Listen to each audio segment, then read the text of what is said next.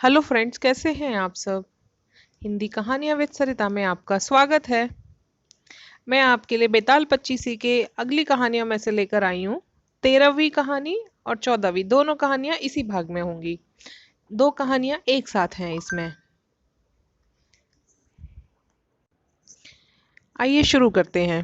बनारस में देव स्वामी नाम का एक ब्राह्मण रहता था। उसके हरिदास नाम का पुत्र था। हरिदास की बड़ी सुंदर पत्नी थी। नाम था लावण्यवती।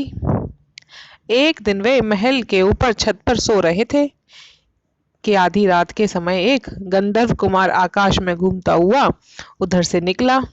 वह लावण्यवती के रूप पर मुग्ध होकर उसे उड़ा कर ले गया। जागने पर हरिदास ने देखा कि उसकी स्त्री नहीं है, तो उसे बड़ा दुख हुआ और वह मरने के लिए तैयार हो गया। लोगों के समझाने पर वह मान तो गया, लेकिन यह सोचकर कि तीर्थ करने से शायद पाप दूर हो जाए और स्त्री मिल जाए, वह घर से निकल पड़ा। चलते चलते किसी गांव में एक ब्राह्मण के घर पहुंचा। उसे भूखा देख ब्राह्मणी ने उसे कटोरा भर कर खीर दे दी और तालाब के किनारे बैठकर खाने को कहा।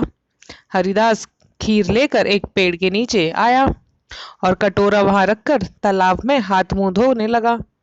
इसी बीच एक बाज बाज किसी सांप को लेकर उसी पेड़ पर आ बैठा और जब वह उसे खाने लगा तो सांप के मुंह से जहर टपक कर कटोरे में गिर गया।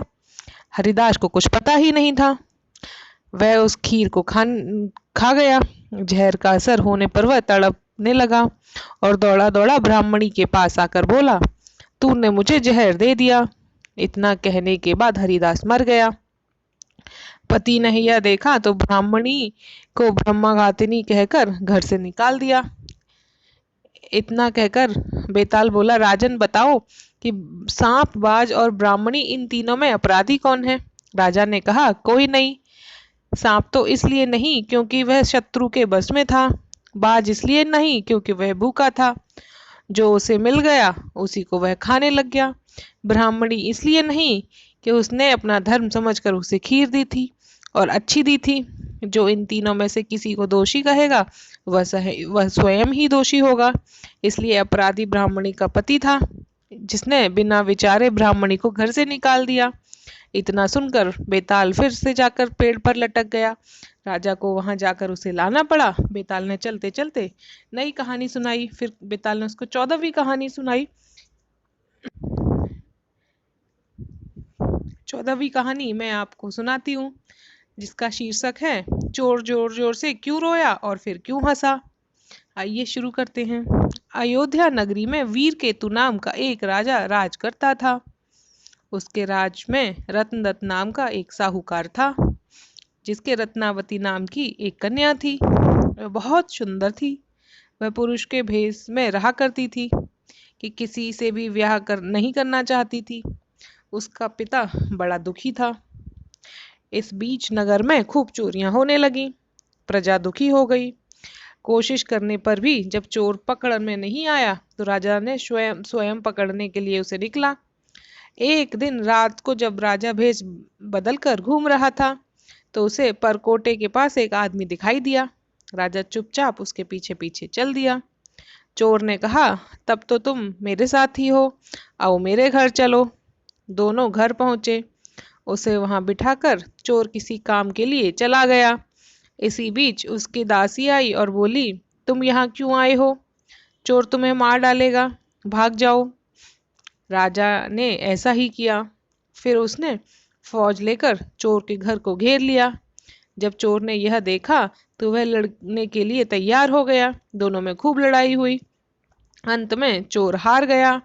राजा उसे पकड़कर राजधानी में ले आया और वह उसे सूली पे लटकाने का हुक्म दे दिया।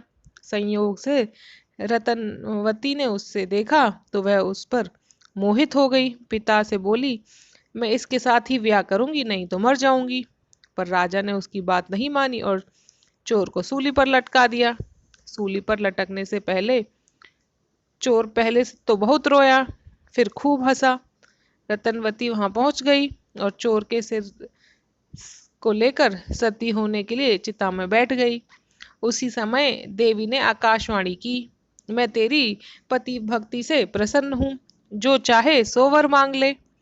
रतनवती ने कहा, मेरे पिता के कोई पुत्र नहीं है, सो वर दीजिए कि उनसे 100 पुत्र हों। देवी प्रकट होकर बोली, यही होगा, और कुछ मांगो। वह बोली, मेरे पति जीवित हो जाएं। देवी ने उसे जीवित कर दिया। दोनों का विवाह हो गया। राजा को जब यह मालूम हुआ तो उन्होंने चोर को अपना सेनापति बना लिया। इतनी कहानी सुनकर बेताल ने पूछा, हे राजन, यह बताओ कि सूली पर लटकने से पहले चोर क्यों तो जोर जोर से रोया था और क्यों हंसते हंसते मर गया।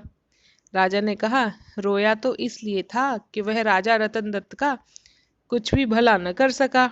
हंसा इसलिए कि रतनवती बड़े बड़े राजाओं और धनिकों को छोड़कर उस पर मुग्ध हो गई, मरने को भी तैयार हो गई।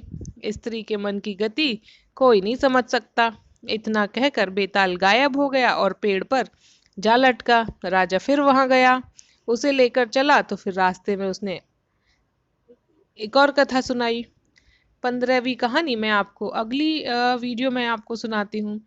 प्लीज़ मेरे चैनल को सब्सक्राइब कीजिए, लाइक कीजिए, कमेंट कीजिए। Thank you.